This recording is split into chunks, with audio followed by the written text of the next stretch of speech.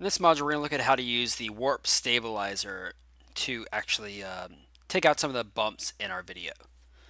So to start with, we'll go ahead and import one of the source files. So if you go to import, go into file, import, or double clicking down in your project panel.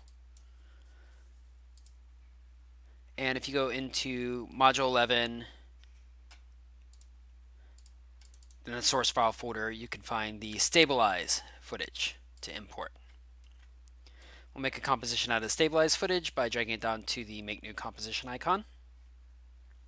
And what we have here is a fairly shaky iPhone cam footage of a park.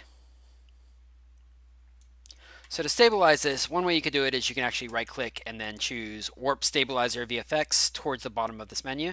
But since it's not showing up in my screen grab, we'll look at the other way, which is by going to Window, Tracker to show the tracker options. And there's going to be a couple of these that we're going to use both in this module and in future modules as well. And we're going to choose the Warp Stabilizer. So make sure your layer is selected and choose Warp Stabilizer. It's going to take a few minutes to analyze in the background. We're going to go ahead and pause the video until that's done.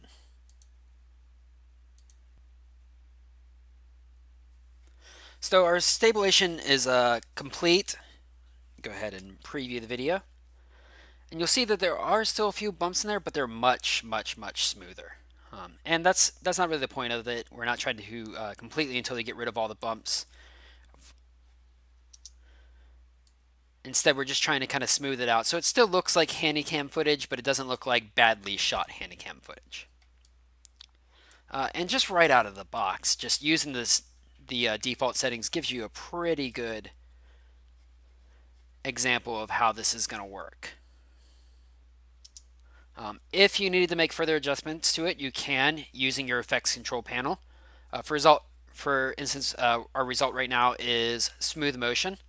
You could also do no motion, but what that's going to do is it's going to degrade the video further, because right now it's trying to do a balance of repositioning, scaling, and different options like that to kind of smooth out the motion.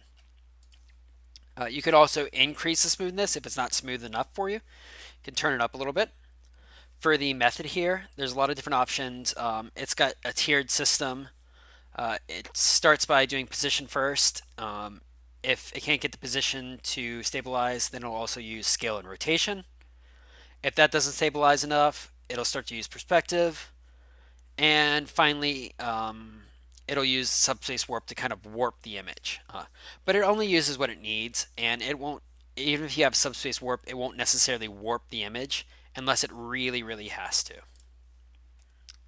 If we don't usually have to worry too much about the borders, but if we actually switch from framing to being stabilized, crop, and auto scale, which is what you should be using, to stabilize only, what that'll do is it'll actually give us a preview of how this is kind of working. You can see how the video needs to be shifted, twisted, put into perspective in different spots to kind of make it look like it's stabilized.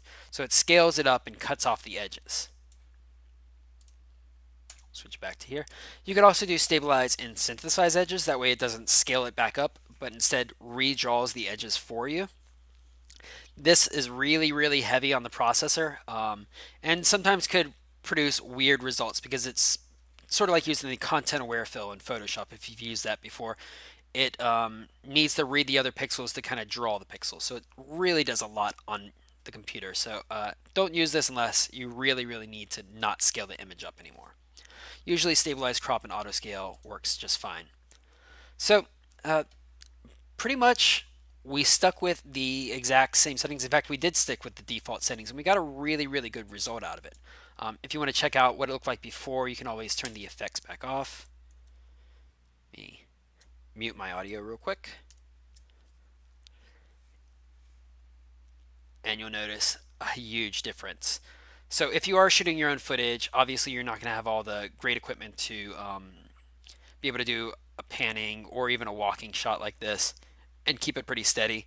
So by using the warp stabilizer, really helps smooth out your footage a lot. So if you are shooting your own footage and you are moving with that footage, then I highly recommend using the warp stabilizer with it.